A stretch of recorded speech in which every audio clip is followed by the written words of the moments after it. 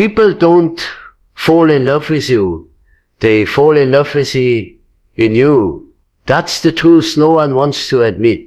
We like to believe that love is pure, that someone sees our soul and chooses us for who we are. But most of the time, love begins as a mirror, a reflection of their own desires, fears, and dreams. When someone says they've fallen for you, what they've really fallen for is the version of you that exists in their mind. The one they've built from fragments of your smile, your silence, your presence. The one that fills their emptiness in ways they don't even understand. That's why love can feel so powerful in the beginning. It feels like destiny, like two souls finally recognizing each other after lifetimes apart. But what if what they recognize isn't really you? It's themselves.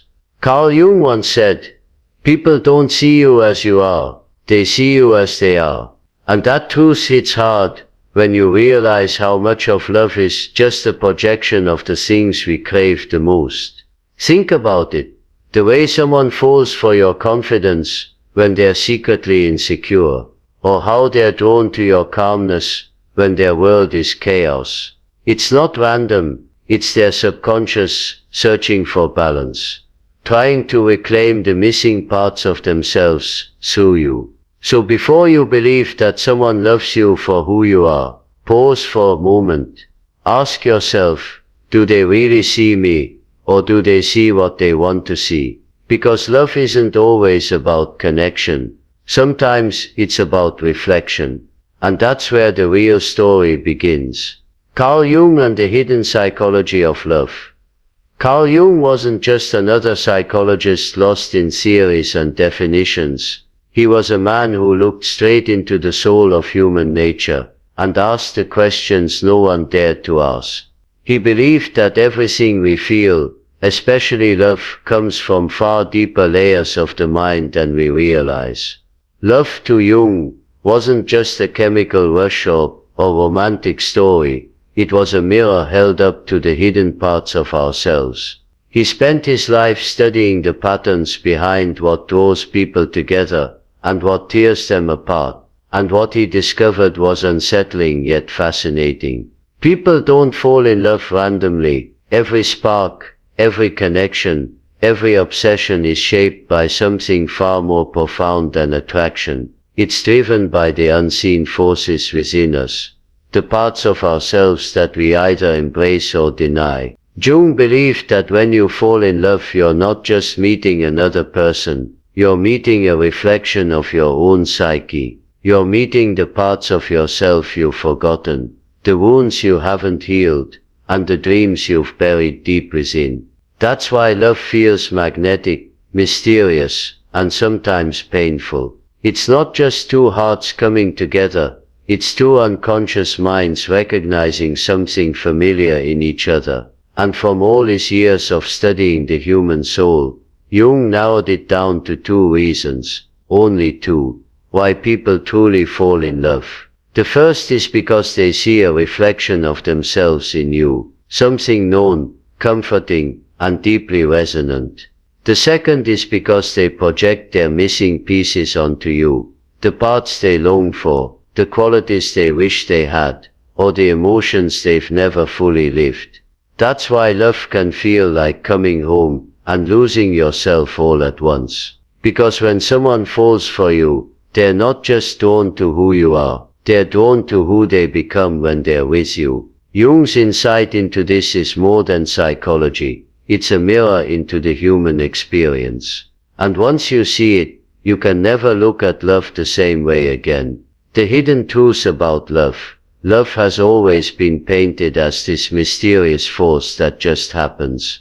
We talk about chemistry, timing, fate, as if love is something the universe randomly throws our way. But what if it isn't random at all? What if love follows a deeper pattern, one written inside your mind, long before you ever meet the person you fall for? Carl Jung believed exactly that. He said love is never an accident. It's a mirror of your inner world, your desires, your wounds, and your unconscious needs.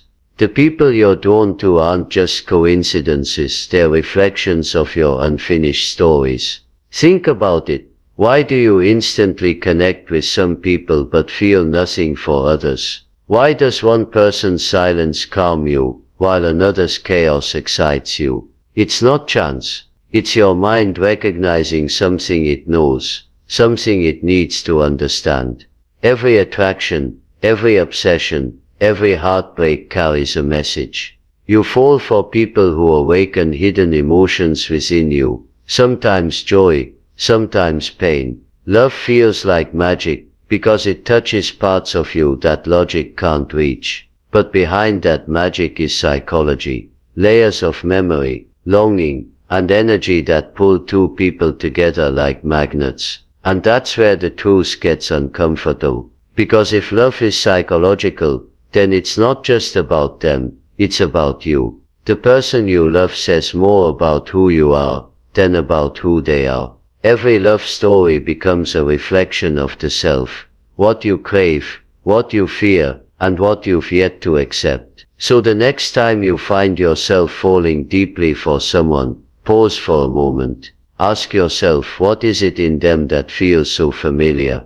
What part of me are they bringing to life? Because love isn't just the meeting of two hearts, it's the awakening of your inner world. It's not random, it's revealing. And when you start to see that truth, you don't just understand love, you start to understand yourself.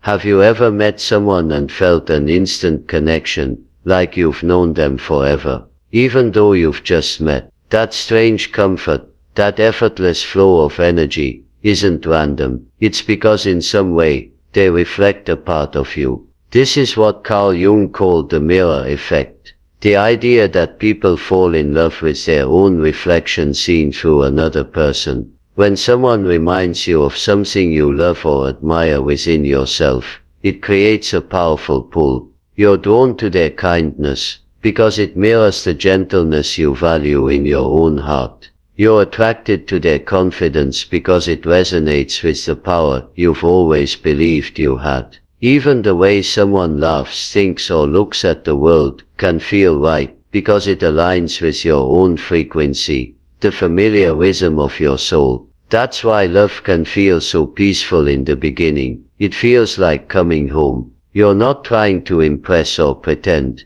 you just exist, and somehow that's enough. You love them not because they complete you, but because they reflect the parts of you that you already understand and cherish. But there's something deeper too. Sometimes the reflection isn't about what you are, but what you want to be. You may fall for someone's courage when you're still learning to be brave yourself. You might be drawn to someone's calmness when you've been living in chaos. In them, you see the person you're striving to become. That's the quiet beauty of the mirror effect. Love becomes a reminder of who you are and who you could be. It's not about losing yourself in someone, it's about recognizing yourself through them. The reflection brings comfort, because it tells your soul, you are not alone. And yet this same reflection can blur the line between reality and illusion, because when we fall for what feels familiar, we can mistake reflection for connection. But for now, understand this, the people who make your heart feel seen are often the ones holding up a mirror to your soul. They don't just show you love, they show you you. The comfort of recognition. There's a reason why some people feel like home the moment you meet them. It's not because you've known them in another lifetime, or because fate brought you together in some grand romantic design. It's because deep down, something in them feels recognizable. It's a spark of familiarity that your heart can't quite explain, but your soul remembers. That's the comfort of recognition, the invisible thread that ties two people together through shared energy, not shared history. When someone makes you feel seen, it's rarely about who they are, it's about what they awaken in you. Maybe it's the warmth of their presence that reminds you of who you were before the world made you guarded. Maybe it's their curiosity that reignites a part of you that stopped asking questions, or maybe it's their laughter that feels like an echo of your own. That's why love at first sight feels so real, not because it's instant love, but because it's instant recognition. Carl Jung believed that this pull happens because we're wired to seek out mirrors of our inner world. When we recognize a piece of ourselves in another person, we're drawn to them with a force that logic can't explain. They become a reflection of our best qualities, our deepest values, and sometimes even our buried pain. But here's the truth most people miss. They don't fall in love with you. They fall in love with what they see in you. The version of themselves that you bring to life. You awaken something sleeping within them, a forgotten strength, a lost innocence, a part of their soul they'd almost forgotten. And that's intoxicating, because in loving you, they're really rediscovering themselves. This is why some connections feel effortless, almost divine. It's not that they found their missing piece. It's that they found their reflection. The comfort of recognition makes love feel safe, beautiful, and inevitable. But beneath that comfort lies the truth. Love begins not when someone sees you, but when they see themselves in you. And that's what makes it both magical and fragile. If reflection is the light side of love, projection is its shadow. It's the part we don't like to talk about.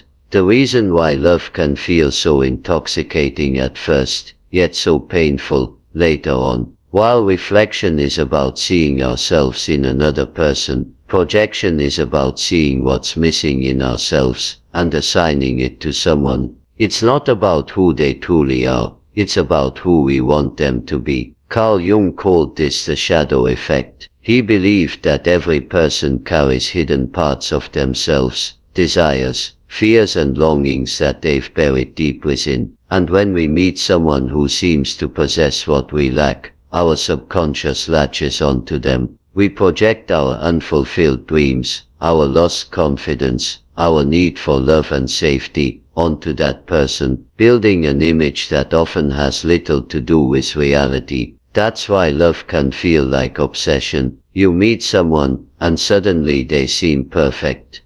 Everything you've ever wanted. They make you feel alive, inspired, whole. But what's really happening is deeper than romance. You've turned them into a canvas for your own unmet needs. You fall for the idea of them, not the truth of who they are. And the painful part, they might be doing the same to you. You become their fantasy, their healer, their hope. They see in you the courage they wish they had, the stability they crave, the love they've been missing. In that exchange of projections, two people fall in love, not with each other, but with their own illusions. It's beautiful at first. It feels divine, but projections can't last for. Eventually the fantasy fades, and the real person begins to show through the cracks. That's when disappointment sets in, not because love was fake, but because it was never about truth to begin with. So yes, people fall in love with you, but sometimes it's not you they're loving, it's the missing part of themselves they found in you. And until they face that truth, love will always remain half real and half dream, the shadow pretending to be the light.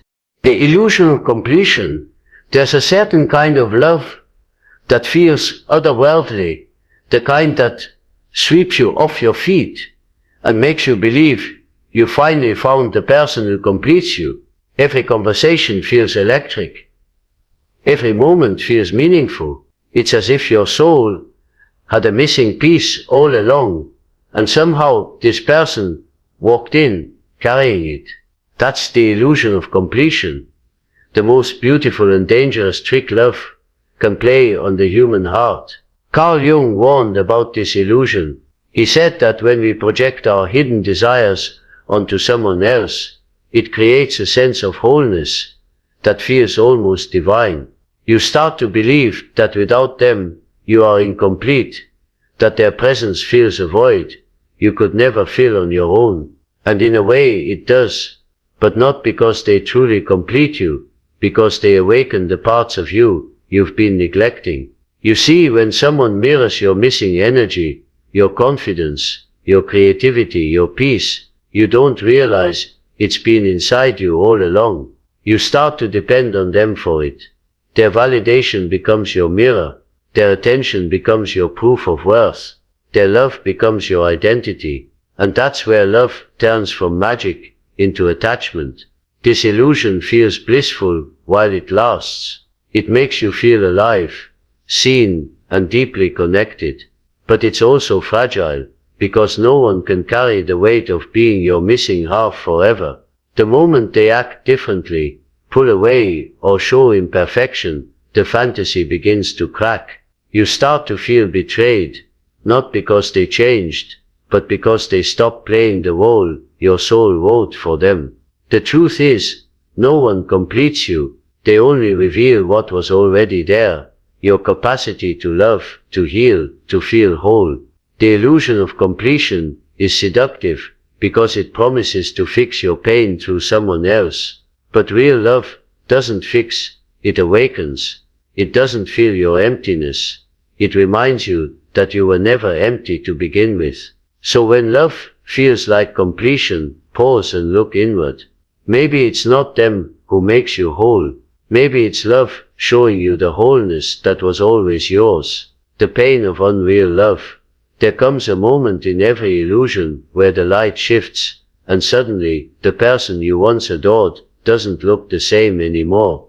The magic fades, and what's left feels confusing, heavy, almost cruel. This is the pain of unreal love. When the dream you built around someone starts to crumble, and you're forced to face the truth that you were never really in love with them. You were in love with what they made you feel. At first, everything feels perfect. They seem to understand you without words. You feel seen, valued, alive. You tell yourself, this is it, this is the one. But slowly, reality begins to whisper. The things you once adored become the things that hurt you. Their silence feels cold instead of peaceful. Their distance feels personal instead of space. And you start wondering, what changed? The truth is, nothing changed. You just stopped seeing the version of them you created in your mind. The projection faded, and now you're seeing the real person, flawed, human, imperfect. And that's when it hurts the most, because it feels like you've lost something sacred. But what you've really lost is the illusion. Carl Jung said that love, built on projection, always ends in pain, because eventually, the image can't survive reality. You can't keep loving a reflection once the mirror cracks. And yet, even in that heartbreak, there's something profoundly human, because the pain you feel isn't just about losing them, it's about losing the part of yourself you found through them. That's why it's so hard to let go. You're not just mourning a person, you're mourning the version of you that existed when you were with them. The hopeful, open-hearted you that believed love could save you. But that pain is also your teacher. It shows you the difference between love that fills you and love that blinds you. Unreal love hurts, but it awakens. It forces you to see beyond fantasy and recognize that no one is meant to complete you. The moment you understand that, heartbreak stops being an ending. It becomes the beginning of seeing love and yourself for what they truly are. Self-realization moment. Take a moment and really ask yourself, have you ever truly loved someone for who they were or for who you wanted them to be? It's a hard question, because most of us don't realize how much of our love is built on illusion until it's gone. We convince ourselves we were loving deeply, when in reality, we were chasing the version of someone we created in our mind, a version that made us feel safe, seen, and whole. Think back to the person you once couldn't live without. Did you love their truth, or did you love the way their presence made you forget your own pain? Did you love them as they were, or as you imagined they could become? It's painful to admit, but often we fall in love, not with reality, but with potential, with the dream of what that person could be, if they loved us enough, changed enough, or stayed long enough. Carl Jung believed that every relationship is a mirror, reflecting back what we need to see about ourselves, and when love falls apart, it's not just about losing someone, it's about facing the truth that maybe we never really saw them clearly. Maybe we were using them as a canvas to paint the parts of ourselves we weren't ready to face. But here's where the transformation begins. When you finally see this truth, something inside you shifts. You begin to love differently, not to complete yourself, not to escape loneliness, but to connect with honesty. You stop needing people to be perfect, and start allowing them to just be human, and in doing that you start allowing yourself to be human too. So ask yourself again, have I ever loved someone for who they truly are, without trying to shape them into my fantasy? Because the moment you can answer that honestly, you've already taken your first step toward real love, the kind that isn't born from projection or reflection, but from understanding. The kind that doesn't need to fill a void, because you finally know you were never empty in the first place. How to love authentically. Real love doesn't start with finding the right person, it starts with seeing clearly, seeing yourself, your patterns, your wounds, your desires. Because the truth is, until you understand what drives your love, you'll keep falling for reflections and projections, not reality. Authentic love begins the moment you stop trying to find someone to complete you, and start learning how to meet someone as they are, not as your mind paints them to be. Carl Jung believed that the purpose of love isn't to escape loneliness, but to awaken consciousness. When you fall in love authentically, you're not trying to fill a hole within you, you're sharing your wholeness with another person. You're not loving to feel complete, you're loving to connect. And that kind of love doesn't suffocate, control or demand, it allows, it gives space, it sees. To love authentically means letting go of the fantasy that someone will save you. It's realizing that the things you admire in others, their strength, their calmness, their light, are all things you already hold inside yourself, and the things that irritate or trigger you in them, those too are reflections of your own shadows asking to be seen. Love becomes real when you stop running from those reflections and start facing them with awareness. When you love with clarity, you no longer fall for potential, you choose presence. You stop needing someone to make you feel worthy, because you already know your worth. You stop idealizing people and start appreciating them, flawed, growing, human. That's the beauty of authentic love. It's not perfect, but it's peaceful. It's not about losing yourself in someone, but about finding new layers of yourself through them. You can finally look at a person and say, I see you, not who I want you to be, but who you truly are. And when two people love from that place of awareness, love becomes more than emotion, it becomes transformation. Because real love doesn't blind you, it opens your eyes. And once you've learned to love with your eyes open, you'll never want to go back to the illusion again. Powerful closing reflection. People fall in love with reflections and projections, but only those who see clearly.